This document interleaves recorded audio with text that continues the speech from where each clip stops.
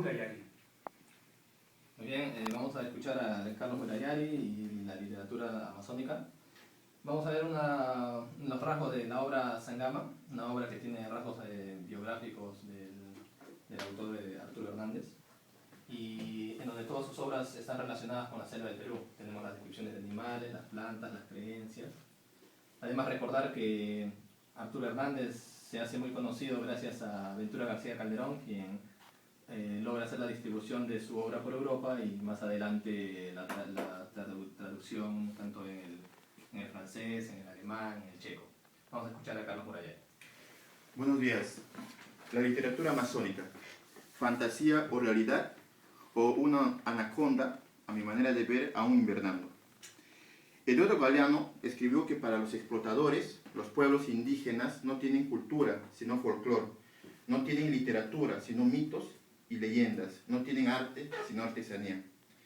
Hablar sobre literatura amazónica es hasta ahora, por este motivo, un tanto superficial. En primer lugar, porque entrar en ese mundo es entrar en un laberinto de mundos donde lo imaginario puede ser verdad y la verdad una gran fantasía, donde los míticos personajes pueden existir como ángeles o como diablos, o ser, como muchos creen, personajes creados por la superstición popular. Estoy más que seguro que la verdad, como muchos lo afirman, está aún lejos de la comprensión de la mayoría de nosotros. Sin embargo, se escribió infinidades de obras sobre estos mundos mágicos, sobre los hombres de la Amazonía, sus animales y sus personajes extraños que hasta ahora perviven. En este caso, no se puede dejar sin atención a la novela Sangama de Arturo Hernández, como acaba de decir Lenny.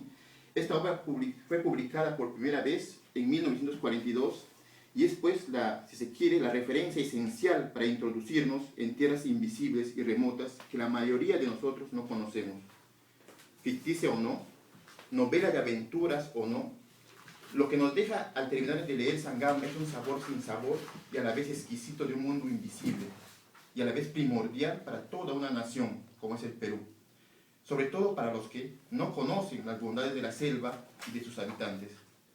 Ambientada en la época del Bon Cauchero, Hernández nos introduce sin querer queriendo en la tensión entre las relaciones del sector blanco mestizo, pues si nos percatamos a tiempo, esta bonanza del caucho trajo y atrajo a muchos hombres y bandas de desalmados que cazaban sin piedad a los nativos para venderlos a los patones blancos, los cuales a su turno los explotaban en los xiringales. De esa época hay infinidades de historias y relatos que nos pueden ilustrar las despóticas actitudes de los más pudientes. Por tal, la época que nos relata Arturo Hernández no es solo una historia de aventura, sino de un realismo mágico, disfrazado con la transparente seda de una obra llamada novela y que se titula Sangama. Desde luego, hay muchos escritores que relatan la vida y las costumbres del hombre de la Amazonía en muchas obras literarias, pero es en Sangama que se conoce, quizás por primera vez, la flora y la fauna, la riqueza de esas tierras aún hasta nuestros días salvajes y originales. El agua tiene su duro y lo mágico su realidad. Sangama nos hace conocer a esos personajes míticos como el Chuyochaki, la Runamula, el Yacuruna y otros personajes invisibles que abundan en la selva y que son desconocidos todavía por nosotros. Sin embargo, hay algo que me atrajo la atención y es en la parte que Hernández cuenta sobre los quipus de una antigua civilización inca apostada en la enmarañada selva. Se dice ahora, según recientes indicios, que el verdadero hombre andino que pobló después la sierra del Perú proviene de la Amazonía. ¿Cierto o no? Esta novela nos deja ese saborcito de que esto ya lo sabemos y lo estamos viviendo.